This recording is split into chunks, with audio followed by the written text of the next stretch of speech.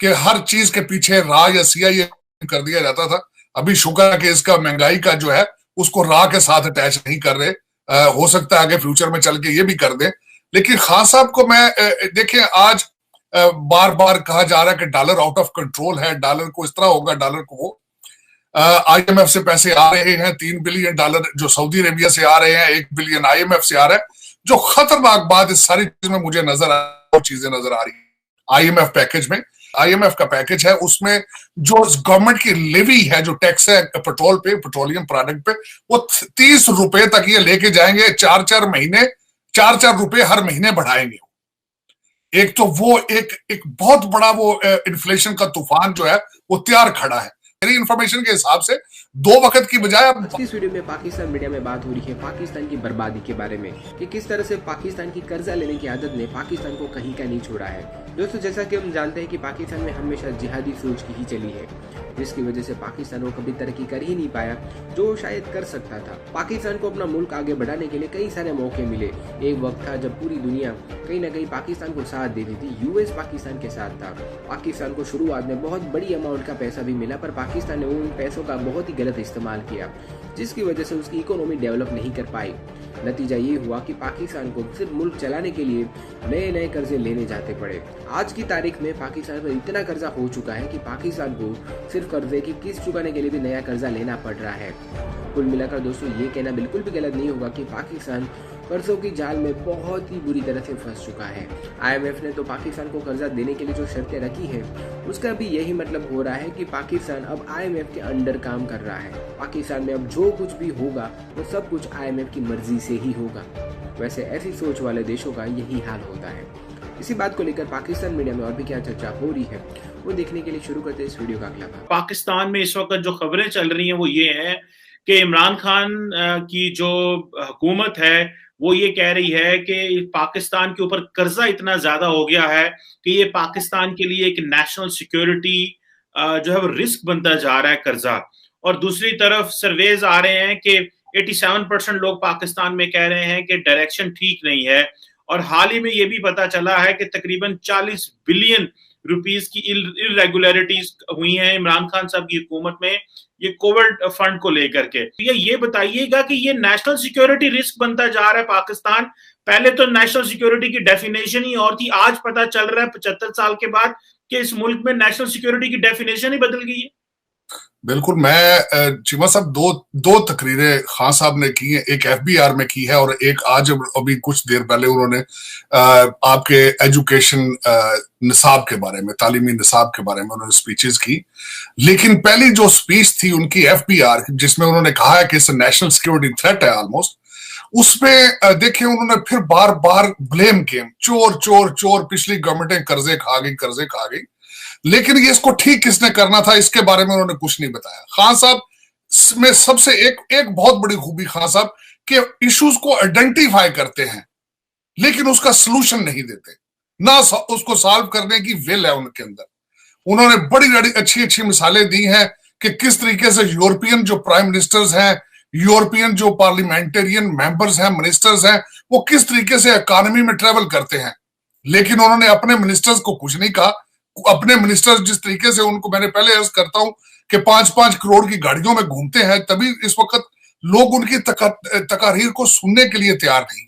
उनकी दोनों स्पीचेस में भी, और जब भी खान साहब जब भी स्पीच देते हैं, एक उनका ट्रेडमार्क बन चुका है कि पिछले लोग लूट गए हैं, खा गए हैं, पुराने कर्जे हैं। लेकिन खान साहब ये भूल जाते हैं कि आपके मैंडेट का हिस्सा अकाउंटेबिलिटी थी। आपके नारे थे ये कि मैं लूटा पैसा वापस लेकर आऊंगा, लेकिन $1 वापस नहीं लेकर आए।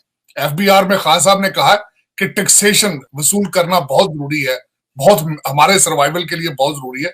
लेकिन खान साहब, आपके सारे यार दोस्त जो है वो सारे बिलियनर हैं, सारे इंडस्ट्रियलिस्ट हैं, उनसे आप पैसे किस तरह लेंगे? आप तो हर चीज में एनआरओ दे चुके हैं, हर चीज। चीनी पे अब जो नया सिस्टम लेकर जो उन्होंने जिसके लिए गए थे, ट्रैक और ट्रेस जो थे, टीटीएस सिस्टम, उसका चीनी पे इन्फोर्स करेंगे, पेट्रोलियम पे इन्फोर्स करेंगे, बेवरेजेस पे इन्फोर्स करेंगे, लेकिन माफियाज पे कब इन्फोर्स करेंगे? इसका कोई खान साहब ने आइडेंटिफाई नहीं किया कि इसको किस तरह करेंगे। पहले फैशन था कि हर चीज के पीछे रा या सीआईए कर दिया जाता था। अभी शुक्र है कि इसका महंगाई का जो है उसको रा के साथ अटैच नहीं कर रहे। हो सकता है आगे फ्यूचर में चल के ये भी कर दें। लेकिन खान साहब को मैं देखिए आज बार बार कहा जा रहा है कि डॉलर आउट ऑफ कंट्रोल है, डॉलर को इस तरह होगा, डॉलर को वो। IMF से पैसे आ रहे हैं, $3 बिलियन जो सऊदी अरेबिया से आ रहे हैं, $1 बिलियन IMF से आ रहा है। जो खतरनाक बात इस सारी चीज में मुझे नजर आ चीजें नजर आ रही है IMF पैकेज में। एक तो चीमा साहब IMF जो IMF का पैकेज है उसमें जो गवर्नमेंट की लेवी है, जो टैक्स है पेट्रोल पे, पेट्रोलियम प्रोडक्ट पे, वो 30 रुपए तक ये लेके जाएंगे। 4-4 महीने 4-4 रुपए हर महीने बढ़ाएंगे। एक तो वो एक बहुत बड़ा वो इन्फ्लेशन का तूफान जो है वो तैयार खड़ा है। दूसरी सबसे बड़ी बात जो इन्होंने की है, उस IMF में साइन किया है कि 200 अरब रुपए के जो तरक्याती मंसूबे थे उनको स्लो या खत्म कर दिया जाएगा या स्लो कर दिया जाएगा। ये मेरे ख्याल में एक बहुत खतरनाक ट्रेंड जिस साइड पे जाए जा रहे हैं। और जिस तरीके से आपने अपने खासकर क्वेश्चन में या आपने ओपनिंग में जो बात की आपने कि जो कोविड के फंड थे जिस तरीके से उसमें उसके साथ जो हाथ किया गया है, मैं हमेशा एक चीज कहता हूं कि पैसा लाना बाहर से कोई मुश्किल बात नहीं है। पिछली हुकूमतें भी लाती रही हैं। आपका जो IMF का प्रोग्राम है ये छठा प्रोग्राम है। लेकिन बहादुरी ये होगी कि यहां से पैसा दुबई और लंदन जाना किसने रोकना है। आपने जब 40 बिलियन इरेगुलरिटीज कोविड पैकेज नहीं रोक सके आप। एक इंसानी अलमिया था, जो लोग मर रहे थे सड़कों पे बगैर सांस के, ऑक्सीजन के मर रहे थे। उस दौर में भी जिस कौम ने 40 बिलियन का टीका लगाया है, सबसे बड़ी बात यह थी कि उसको कोई रोकता, कोई अकाउंटेबिलिटी होती। और ऊपर से तड़का आपका लगता है करप्शन का। आपके डॉलर जो अफगानिस्तान जा रहे हैं, दुबई और इंग्लैंड अभी भी जा रहे हैं, आप वो बिल्कुल नहीं रुक रहे आपके। खान साहब ने अपनी FBR की स्पीच में बड़ा जोर दिया है इंपोर्ट और एक्सपोर्ट पे। खान साहब करना किसने? फरिश्ते करेंगे या मेरा कोई दूसरी कौम आगे करेगी? करना तो आपने खुद है। एक कौम का सबसे बड़ा, आपको पता है इश्यूज क्या है, खान साहब को सबको पता है, हर पाकिस्तान में रहने वाले इंसान को पता है कि पाकिस्तान के प्रॉब्लम क्या है। लेकिन इस बिल्ली के गले में घंटी कौन बांधेगा, इशू सबसे बड़ा ये है, सबसे बड़ा इशू। तो उसमें याद है कि आजकल जितने भी पाकिस्तान के जो सहाफी थे या एनालिस्ट थे जो एक एक करके इमरान खान के दिफा में बड़ा खड़े होते थे, अब सारे वो बातें कर रहे हैं और कह रहे हैं जनाब कि मैं क्यों इमरान खान के खिलाफ हो रहा हूं। वो हसन निसार ने एक दफा कहा था कि जी खुदा ना करे इमरान खान फेल हो जाए। तारड़ साहब, इमरान खान तो फेल हो गए, अभी रूटीन में बातें करते हुए हर बंदा नजर आ रहा है, देखो महंगाई किधर पहुंच गई, इसने क्या किया, हालात खराब हैं, वो बस एक डंडोरा पीट रहे हैं, मैं सादिक और अमीन हूं। तो अगर इमरान खान फेल हो गया तो इसका क्या मतलब है कि क्या पाकिस्तान में अब जो स्टेबिलिटी है या जो हालात, अवाम किसकी तरफ देखेगी? क्या वही सियासी जमातों के पास जाएगी जो ऑलरेडी इस मुल्क को रूल कर रहे हैं, या क्या आप समझते हैं कि लोग भूल जाएंगे जो इमरान खान मुल्क के साथ कर रहा है, जिस तरह हम पीपल्स पार्टी को भूल गए हैं कि उन्होंने क्या किया, नून लीग को भूल गए हैं, या आप समझते हैं कि अवाम ही थिक स्किन है, अवाम के अंदर ही तड़प नहीं है, या आप ये समझते हैं कि अवाम ने मौका दिया है इमरान खान को लेकिन वो डिलीवर नहीं कर सके? जो अलायंस है करप्शन का, जिसके इस हमाम में सारे नंगे हैं, वो नंगे के नंगे ही रहेंगे वो, क्योंकि नेशनलिज्म नहीं है, कौमियत नहीं है। हर एक को पता है मसला क्या है, लेकिन मसले का हल कोई नहीं करना चाहता। जब तक वो नहीं होगा, पाकिस्तान का आगे बढ़ना, ब्लीडिंग पाकिस्तान की नहीं रुकेगी। मैं अगले दिन किसी से बात कर रहा था, इस वक्त कौम क्या चाहती है? कौम चाहती है उनके पास वजीर आजम सामने खड़ा हो जिसके पेट पे पत्थर हो, और वो कौम फिर खुद भी पेट पे पत्थर बांध लेगी। लेकिन जब एक एलीट क्लास, मेरा मकसद है कि एक privilege class, ruling class, corrupt लोगों के, करप्ट बाहर के पड़े हुए बच्चे, वो जब 5-5 करोड़ की गाड़ियों से निकलते हैं, जब वो उनकी शादियों पे करोड़ों वहां लगते हैं, एक उनके साथ जब निकलते हैं तो 100 गाड़ी पुलिस की उनको प्रोटेक्शन देती है, वो इस तरह जाते हैं जिस तरह वॉइस राय आया है अपने इलाके में, तो फिर वो किस तरह लोग अपने पेट पे पत्थर बांधे? लोग चीखेंगे, मरेंगे, मर रहे। बल्कि मैं बता रहा हूं, मेरी इंफॉर्मेशन के हिसाब से 2 वक्त की बजाय पाकिस्तान में एक बड़ा तबका है जो दिन के एक वक्त का खाना खा रहा है, और इसके हालात रुकते हुए नजर नहीं आ रहे। आपके जो इस वक्त स्टेट बैंक और आपकी जो मईशत चलाने वाले हैं, वो सारे वर्ल्ड बैंक IMF के मुलाजिम हैं, उनकी लॉयल्टी सिर्फ उनके साथ है। और ये वो कहते हैं जी पाकिस्तान की मईशत खराब करने आए हैं।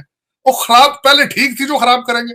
पहले ही आप, मेरा मकसद आप मुझे ये बताएं, जिस हालात से चल रहे हैं आप, कोई एक मुझे बता दें फलां डिपार्टमेंट इज आइडियल, देखें वो, या फलां गवर्नमेंट का इंस्टीट्यूशन इज प्रोड्यूसिंग मनी। मेरा मकसद, मुझे अभी तक पाकिस्तानी सिचुएशन में कोई कन्वेंस, रेलवे देख लें, पीआईए देख लें, आप टैक्स कलेक्शन देख लें, आपके माफियाज देख लें, जखीरा अंदोजी देख लें, प्राइसें देख लें, अपनी फॉरेन पॉलिसी देख लें, आप मेरा मकसद कन्वेंस करें मुझे कि फलां चीज देखें जी बड़ी आइडियल चल रही है। खान साहब ने डिलीवर अपने 3.5 साल में किए, फलां चीज देखें जी बड़ी बहुत आगे चल चुकी है, बहुत ठीक हो चुकी है। एक भी चीज आइटम ऐसा नहीं है मेंशनेबल, उसका बंदा कह के जी ये देखें आने वाले हालात बेहतर हो जाए, सऊदीया से फिर तेल इन्होंने उधारा मांग लिया, फिर दोबारा 3 अरब उधर से आएगा ये। और यकीन करें ये पैसा अभी भी ब्लीडिंग नहीं रोक रही, बिल्कुल ये पैसा जिस तरह, अगर मेरे एक मैं खासकर मेंशन करना चाहूंगा कि जल्जले के पैसे, पाकिस्तान में जो जल्जला आया था, जिस कौम ने उसके जल्जले के पैसे नहीं छोड़े, जिन लोगों ने कोविड की एड के पैसे नहीं छोड़े, आप उनसे मर्सी समझते हैं कि वो रहम होगा, उनका जमीर उनको मुलामत करेगा जो कर रहे हैं। लेकिन खान साहब आए थे, एक उम्मीद लेकर आए थे, लेकिन इस वक्त कौम सख्त मायूस है। कौम को बिल्कुल